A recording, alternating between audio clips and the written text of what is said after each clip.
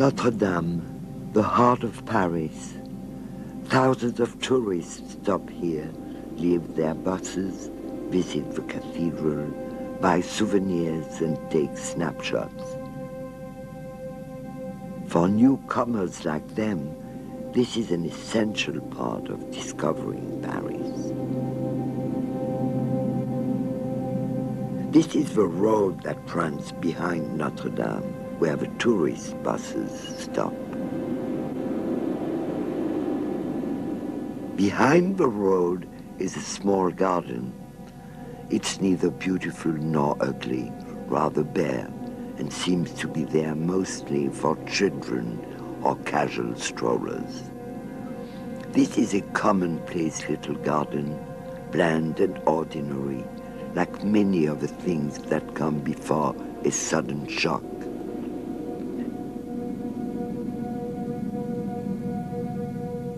At the end of the garden, one can just see a low wall and on either side a narrow stairway. The descent is as though towards a kind of death.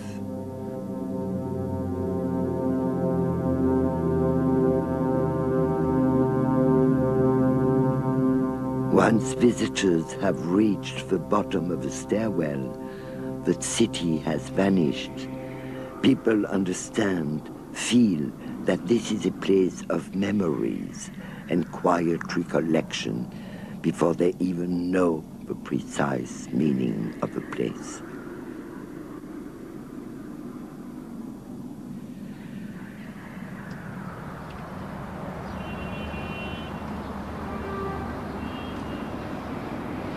It was in 1960 that Andrée Malraux, then Minister of Culture, commissioned Georges-Henri Pingusson to create a memorial to the 200,000 martyrs, victims of deportation that were taken from France to the Nazi death camps in Germany and Poland during the Second World War. Offered several locations, Pingusson thought this one was the most appropriate. But I'm almost sure he thought this should not be a monument one could come across by chance, but a place where people would consciously decide to go and visit and spend some silent moment of reflection.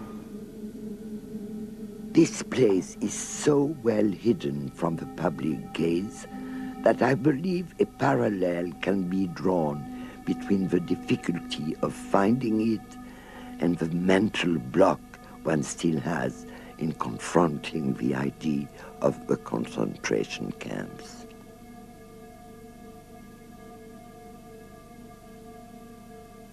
The forecourt is enclosed by massive walls made of single blocks of concrete, for which Pingusson went as far as to fetch gravel from all over France.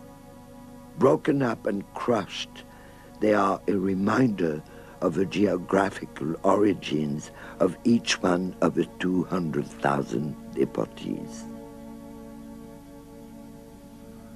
During certain rainy winters, when the river overflows, the forecourt is flooded through the wrought iron portcullis at the tip of the island, symbolizing the obstacle through which can be seen the river with its life and freedom. Over the top of the high walls, the sky announces redemption.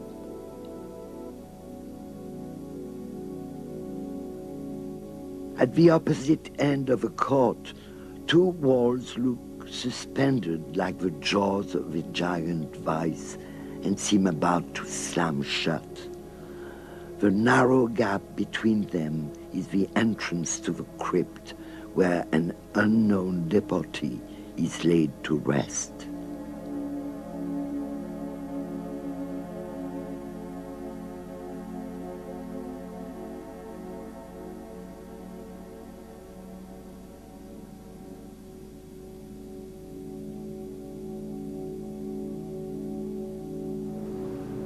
On the walls are scattered a few pieces of writing, as if the deportees themselves had scratched them as a trace, as a cry of despair, as the evidence of the stifling of all hope.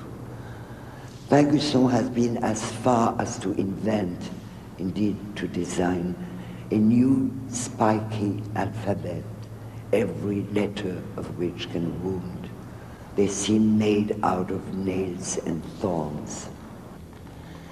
J'ai rêvé tellement fort de toi, j'ai tellement marché, tellement parlé, tellement aimé ton ombre, qu'il ne me reste plus rien de toi.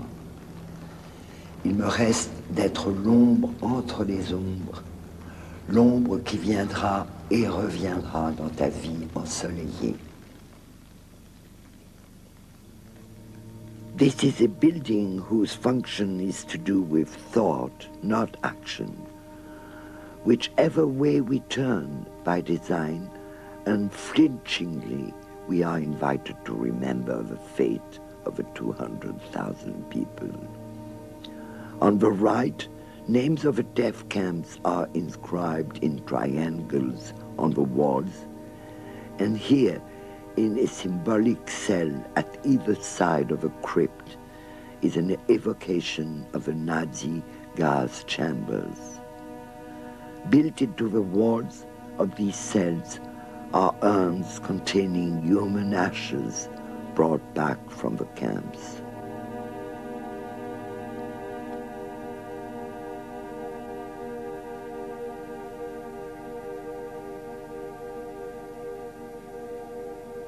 The long gallery is illuminated with 200,000 lights in memory of as many martyrs who had no burial.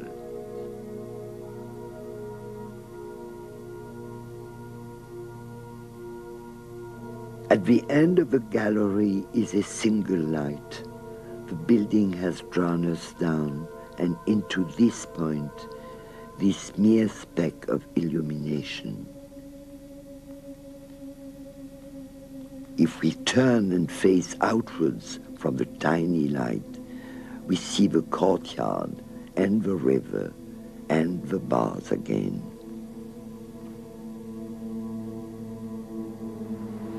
What touches me most is that work is, beyond its beauty and its force, is its sacred and secret message.